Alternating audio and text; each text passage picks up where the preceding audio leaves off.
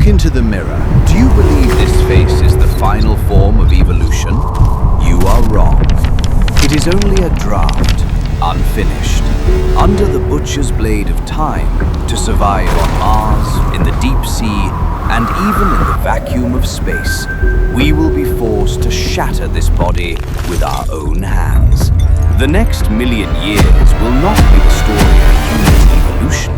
It will be the story of how we become something else.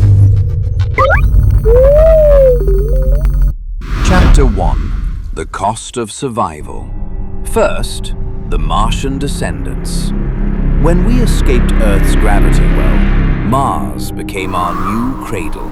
But it was a cruel cradle. At only 38% of Earth's gravity, strong bones were no longer necessary. After generations, once powerful humans grew thin, like withered branches.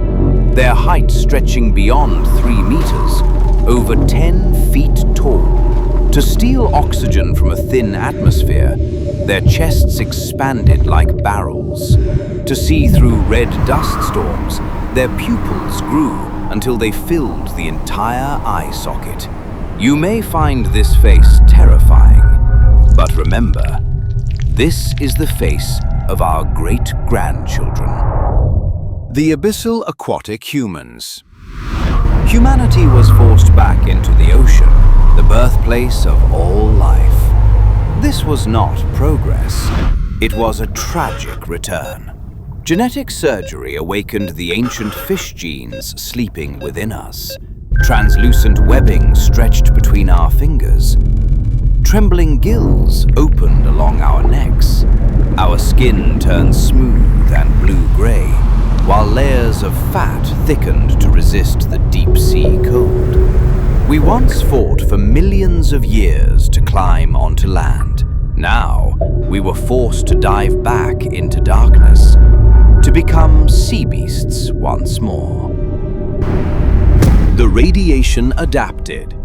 Survivors of a post-nuclear wasteland, in lethal radioactive dust, DNA chains shattered, but life always finds a way. They no longer repair damaged genes. They coexist with radiation. Their skin becomes keratinized, forming a gray-green armored shell like an insect's exoskeleton. Their blood vessels glow with flowing energy. To us, they may look like monsters, but in the poisoned wasteland, they are the only kings who can still breathe. Chapter 2. The Arrogance of Technology. The Void Walkers. If flesh is so fragile, why not turn it into a spacesuit? To mine endlessly in the asteroid belt, humans sealed their own senses. They lost noses. They lost mouths. Their skin evolved into radiation-shielded exoskeleton armor. Their hands became grasping tendrils designed to cling to rock. To conquer the vacuum, we cut away the pleasures of being human and became perfect survival machines. The brain-machine symbiotes. The ultimate form of cyberpunk.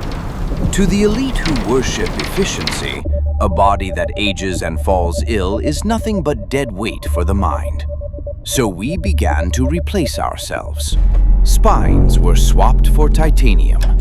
Eyes for multispectral lenses. Brains threaded with fiber optic cables. This is the paradox of the ship of Theseus. When 90% of you is machine, are you still human? Or merely a shell haunted by a ghost? The Silent Ones. Language was once the foundation of civilization, but also the birthplace of misunderstanding and lies. To achieve perfect communication, this species chose telepathy. The lower half of their faces is permanently sealed by a smooth biological filter. They no longer speak. Through quantum neural transmitters beneath their skin, thought passes directly from mind to mind without loss. A world of absolute honesty. No noise, no secrets. But when we lose the ability to scream, do we also lose part of our soul? Chapter 3: The End of Consciousness.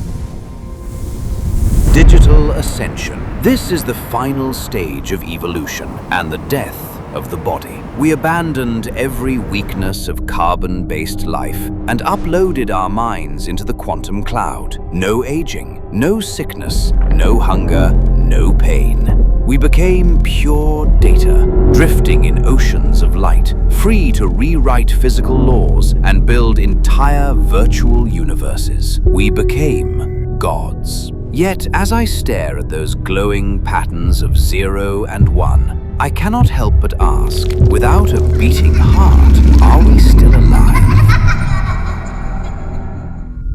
From giants on Mars to digital ghosts without bodies, do not fear these unfamiliar faces.